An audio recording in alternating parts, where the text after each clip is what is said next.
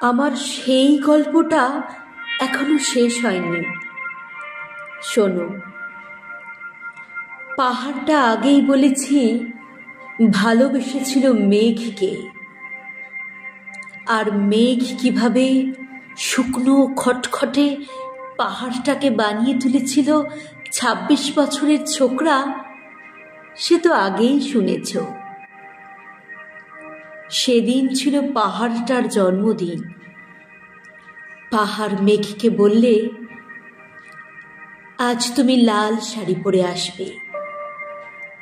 মেঘ পাহাড়কে বললে, আজ তোমাকে স্নান করিয়ে দেব চন্দন জলে।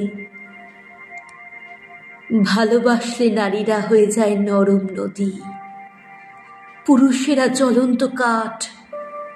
সেইভাবেই মেঘ ছিল পাহাড়ের আলিঙ্গনের আগুনে, পাহাড় ছিল মেঘের ঢেউ জলে। হঠাৎ আকাশ জুড়ে বেজে উঠল ঝড়ের জগঝম্প। ঝাঁকড়া চুল উড়িয়ে ছিনতাইয়ের ভঙ্গিতে ছুটে এলো এক ঝাঁক হাওয়া। মেঘের আঁচলে টান মেরে বললে, ওঠ ছুরি, তোর বিয়ে। এখনো শেষ হয়নি গল্পটা।